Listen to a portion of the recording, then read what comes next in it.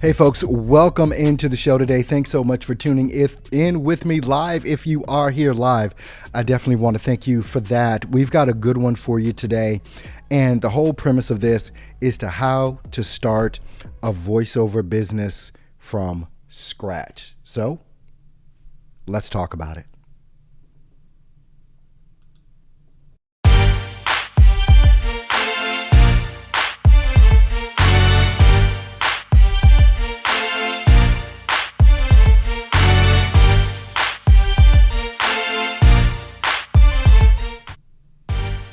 Thanks so much again. Once again, I'm your humble host, Earl Hall, here from Steps to Voiceover Success.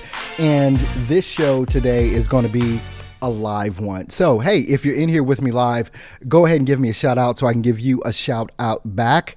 You folks are the whole reason why I'm here.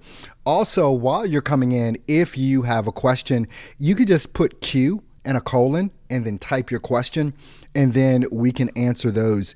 How to get started in a voiceover is probably one of the toughest questions, especially for a newbie that is coming into this whole genre of voiceover. One of the things that I've firmly realized as someone that's been in voiceover for over a decade now is that how things started is not how they are right now. How things started is not at all how things are right now. The industry has changed. The game has changed, and how it is that we approach this thing needs to change as well. This is why this particular broadcast that I'm doing live here on multiple platforms it's dedicated to that new up and coming voiceover artist that's just getting into the game. Hey, good morning, Julian. So glad to have you here. Thanks for being here with us this morning. I'm going to make this a little bit bigger so the rest of the comments can come in right there. Thanks so much for being here, and good morning to you, well as Jew Joyner. Man, I remember you from back in the day. We're going back probably at least a decade with some of the things that I remember from you, from internet radio, from radio and all that kind of stuff. So thanks for being here with me today, brother. I definitely appreciate that over on LinkedIn. But look, when you're looking to start a voiceover business from scratch, one of the things that I've seen is that it is not the same as it was when I started. There are so many more opportunities. And when you're listening to folks that have been in the game for a while, and this is probably to our own chagrin, we have a tendency to talk about things that worked back when we started. Right? We have a tendency to talk about things that worked back in the day. And because we've been in this so long, we're kind of behind the curve on literally what's happening right now. I mean, when I had just got started back in voiceover. Hey, what's up, Brian? Thanks so much for being here with us this morning. You just got off. You made it. Yes, you made it. You are in here live. I was trying... give you a shout out there, give you the applause. Not the laugh track, but anyway. Thanks so much for being here with us, my friend. You know, to our own chagrin, for folks that have been in this for a while, and I've said this in many other contexts that I've been involved with other podcasts that I've been on and things of that nature, that people that have been in for a long time have a tendency to romanticize what made them make it. And let me just tell you, this is as I'm doing this live stream, it's November 1st, 2021. We're about to go into 2022. Things are not the same as they were in 2008.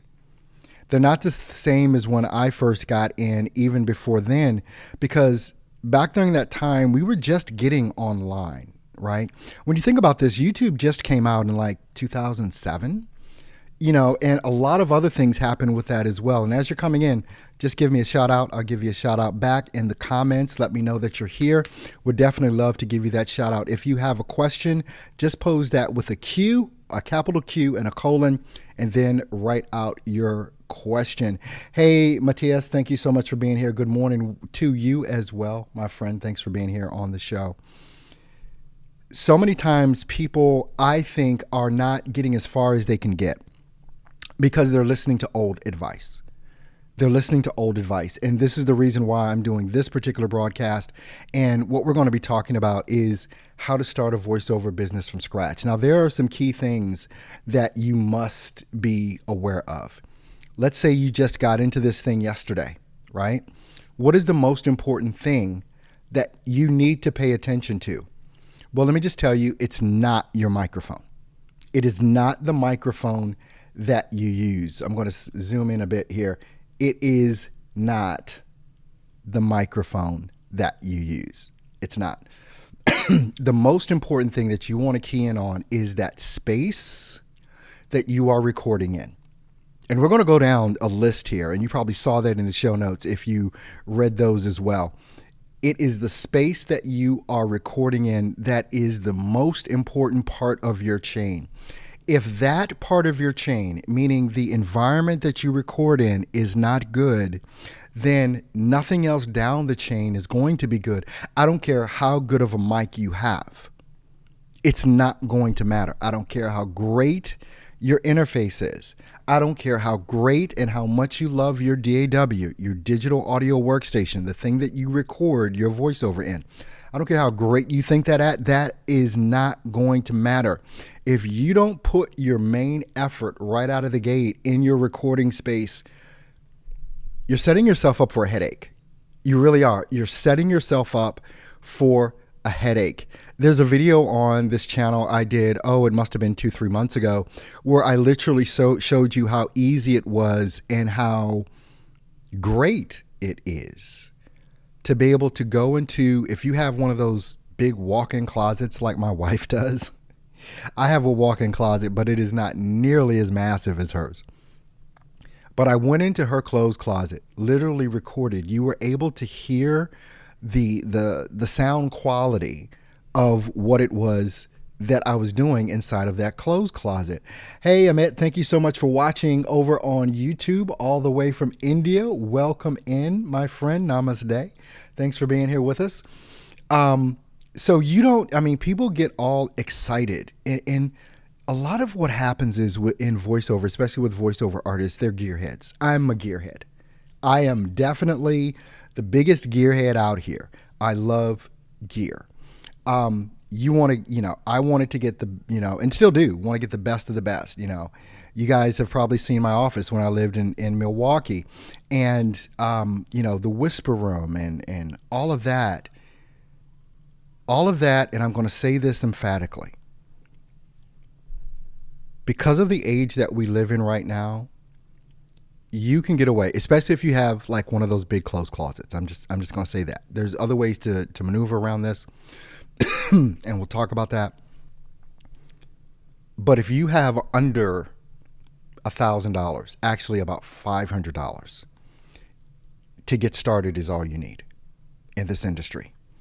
But you want to make sure, and if you don't have a conducive recording space, I want you to get out of your mind that your recording space has to be soundproof. I want you to get out of your mind that your recording space has to be soundproof.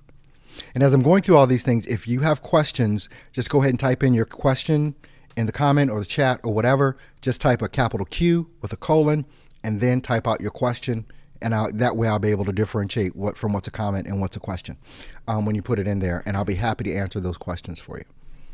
There are ways with some simple packing blankets, because, to kind of make what we call like a hobo fort, right? To do sound recording in that works perfectly. But if you're thinking that you need a soundproof space, that's a whole lot of money. And most of us never have a soundproof space. I'm just going to tell you that. You want a treated space. Now, let me explain what a treated space is, because especially for the brand new voiceover artist, you really don't know what that is. A treated space is just so that you are not recording in a space that has flat, hard surfaces, like what you see around me. These are just flat walls. There's no treatment going on here. There's no treatment in this space that I do live streams in. It's just not. A treated space is in order to do one thing: to be able to stop the sound waves coming out of your mouth from bouncing off of those hard, flat surfaces. That is the killer of voiceover right there. You can kind of liken this to, all of us probably have had an experience of going into a brand new apartment or a brand new home, no furniture, nothing there. And you talk and there's all this echo. There's all this echo, right? But as soon as you start putting in furniture and things like that, you notice that echo goes away. It's because there are some soft surfaces in there. Now, the echo is still there, and like I can still hear an echo here just because of the amount of space that's around me. It's a lot of space that's around me. And you see that banister back there that dips down into the great room. Off over here, it dips down into my front door. So there's a lot of open space here, right? That is not conducive to doing voiceover in. But the only thing that you want to be able to do is surround yourself with soft surfaces. And when I say a hobo fort, like behind you, have a blanket. Beside you, have a blanket. In front of you, blanket. On top of you, a blanket. And you can have a hobo fort. If you go back to like 2016, when I first started my YouTube channel, you'll notice that that's what I had. It was just blankets around. That was it. And that's what I was recording in. And it was perfect. It wasn't a whisper room. It didn't have a whole lot of stuff. It was just to eliminate my voice from bouncing off of surfaces. Now, we got here, I need to shrink this down a bit. Matisse said, question, is a PVC pipe structure with gym floor and packing blankets around and on top good enough? It's not just good enough, it's perfect. It's not just good enough, Matthias, it is perfect. This is when you're looking to get started in voiceover, you do not want to break the bank. And I want you to pay attention to that question that Matisse is asking right there. Is PVC pipe structure with gym floor and packing blankets around and on top good enough? It is more than good enough. It is perfect. When you get into the gearhead mentality of this whole thing, thank you so much, Matthias, for that question. Definitely right on point. When you get into thinking that you need to have a whisper room, that you need to have a $3,000 microphone, that you need to have a $2,000 interface, you're missing the bank. Now, is there anything wrong with those things? No. But let me just tell you, it's not something that you need. Not starting out. You may want to grow to that. You may never want to grow to that. But when you look at how I started, when other folks started that have been in this industry for a while, we started with nothing more than a USB microphone. And let me just tell you something. The USB microphones of today, I'm talking about maybe ones around 200 and up range. The USB microphones of today are way different from the USB microphones of 5 years ago. They're way better. You'll hear voiceover artists saying, no, you can't use a USB microphone. Bull crap. Bull crap. Why? Because your recording environment is the most important thing. That $200-300 USB microphone, if that's all you can afford and you can't afford an interface, things of that nature, because you can start adding on gear, right? But to just get started in this thing, don't break the bank on this. Spend most of your money on your recording environment. All right, so what's the next thing? Your mic selection, it's going to change. So do not stress out over your microphone selection. Just don't do it. I'm telling you right now, do not do it because it will change. How many mics have I had in my voiceover career? Okay, let's see. I started out with a AT2020 from, I forget, who's that from? Audio-Technica, AT2020. I was looking over here because I have it in my cabinet still. So an Electro Voice, an AT2020 from Audio-Technica. That was my first microphone. I have had a Hi-O PR40 because people started suggesting that, right? And gearheads always want to go with who's suggesting something. That's what we just happen to do. So, Hi-O PR40. After that, I had an Electro Voice RE20 because everybody was talking about that. We're going back to 2007, 2008 at this point for me. Okay, after that, what did I have? Because I had that for a minute.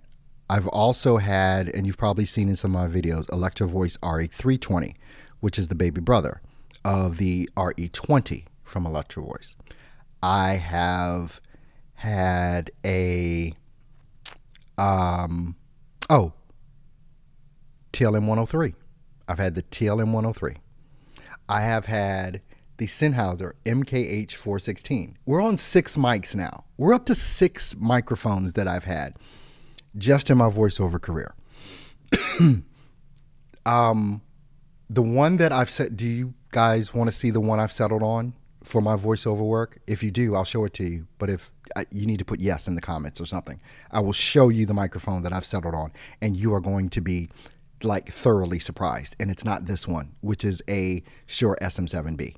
I use this exclusively for podcasting and doing live streams. If you want to know the mic I've settled on for my voiceover, just type yes into the comments. All right, so Freedom Sparks, by the way, Freedom Speaks. Thanks so much for being here with me, Freedom. How do you know if you have a voice that works? Well, here's the thing. And thank you, Freedom. I see you did put the cue there, but I got this one up already. How do you know if you have a voice that works? The truth, Freedom, is that any voice can work. Any voice can work. You just have to select the genre that you want to go into, and you have to understand that your voice may be perfectly suited for something in particular. I'm not the person to ask for that, people ask the question a lot, do I have a voice for voiceover? Can I make money in voiceover? There is not a voice out there that can't. There is not a voice out there that can't. So do not let that hold you back. You just go in for that. All right, so now, microphone. No one wants to know the mic I've settled on. No one has typed yes into the comments. I'm like literally surprised. So if no one wants to know the mic I've settled on, fine. But your microphone selection, the reason I say do not stress out over it is because you're going to change. Over time, you're going to change. You're going to grow, or you may settle on something that you really like for your voice. But what tends to happen with microphone selection and anything in voiceover, quite honestly, is that people listen to talking heads on YouTube saying this is the best mic to use. This is the only mic a voiceover artist should ever have. This is what, you should be using, so on and so forth. All right. So someone has said that, yes, they want to see the mic that I use. All right. So I have it on a boom here because sometimes I use this if I don't want to, let me just make sure it's muted. If I don't want to have a mic in my shot, I will use this microphone. All right, get that out of the way. Sorry about that click. This is the microphone that is responsible for all of my voiceover work at this point. It is a shotgun mic from Senko. It's the Senko Mic D2. I got this microphone, and the link is in the description if you want to see like the gear that I use in the microphones. You can get that from my Amazon store. And thank you for using my link. I got this mic during the time that I was using the Sennheiser MKH 416. So I bought this microphone because people, talking heads, were comparing it to the Sennheiser MKH 416. It's what they were doing. And so I bought one. Why did I buy one? Because at the time it was only $250. I know it's under $300. But when I compared this to my Sennheiser MKH 416, which is a $1,000 mic, $999 on Amazon, I believe still, I couldn't tell the difference. So what did I do? After about 3 months of owning this microphone, I sold my Sennheiser because it felt like I didn't need it anymore. And I only sold it for like $700, so it was great. And this is what I mean by you will go through different microphones and you will settle on the one that you feel works for voiceover. This one, because of the comparison that I did with my own Sennheiser MKH416 that I did own, it just made sense. And I started recommending it to VOs as well. So again, you can check that out if you like. So don't stress over your mic because you're going to change over the years. I've gone through 7 microphones for voiceover in as many years. All right, so your audio interface is simple. And you can check links for this as well in the description. You know, you're just starting out, a Scarlett Solo is perfect. I still have mine around here somewhere, and I don't feel like opening my cabinets to grab it. But a Scarlett Solo is perfect for what it is that you need. It's a USB operated. You have to make sure that you have what is called I'm messing up my terms here, not a USB mic, but an XLR mic. An XLR mic is simply, I've got to get out of shot here. You see those 3 prongs? That's an XLR connection.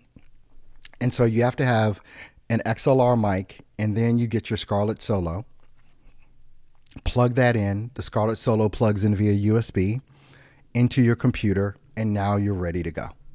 Now, there's some other gear that you can put in between that, but to start off, just be simple. Just start recording. That's the thing. Just start recording. So we're going to keep that super simple. Scarlett Solo. Unless you're using a USB mic, you can't use a Scarlett Solo with a USB mic. You have to have an XLR, like I just showed you, for that.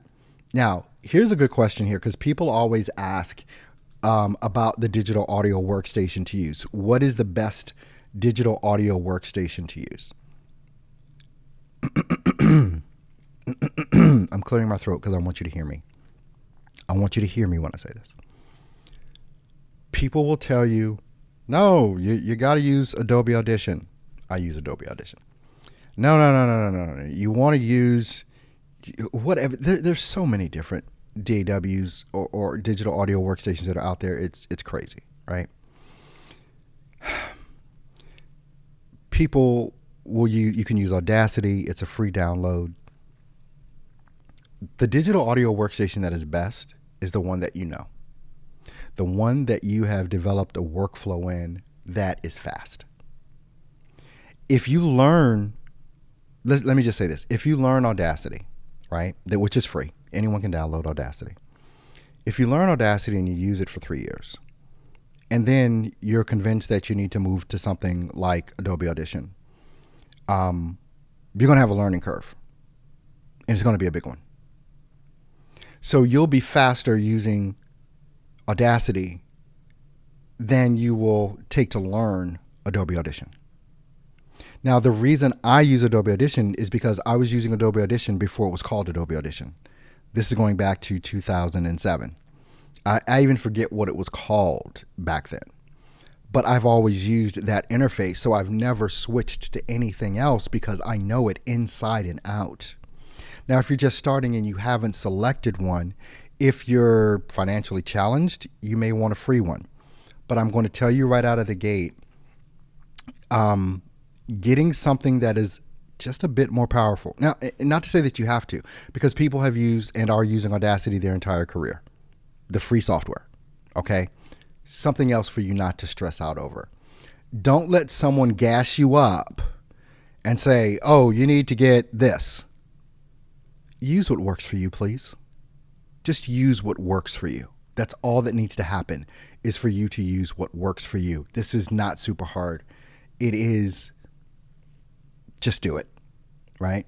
All right, so plugins. There are a couple of plugins that I suggest that are super simple, non-expensive, that anyone can use.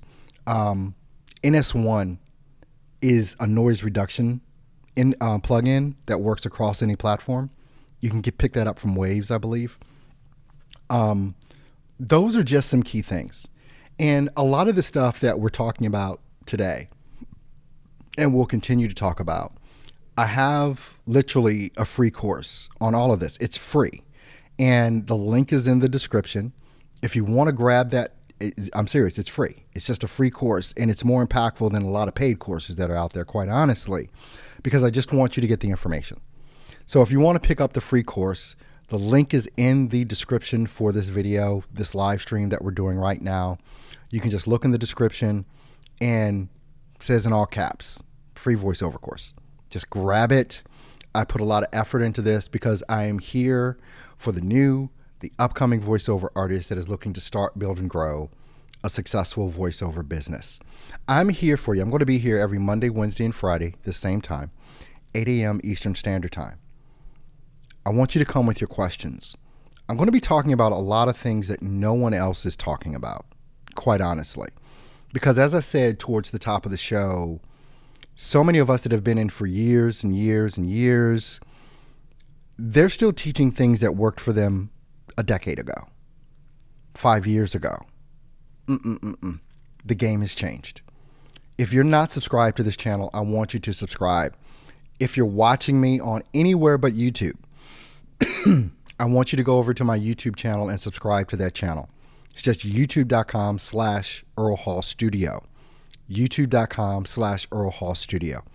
If you're watching me anywhere but YouTube, I want you to go subscribe, because there's going to come a day that I will not be multicasting. There's going to come a day where I will only be doing this and providing this content on YouTube. Don't miss out. Go as soon as we're off air. Go to youtube.com/Earl Hall Studio. Subscribe to this channel. Make sure that you tick the bell so that you know when I'm going live, and you can go ahead and get in there when I go live or when I'm uploading a brand new video. I'm here to answer your questions.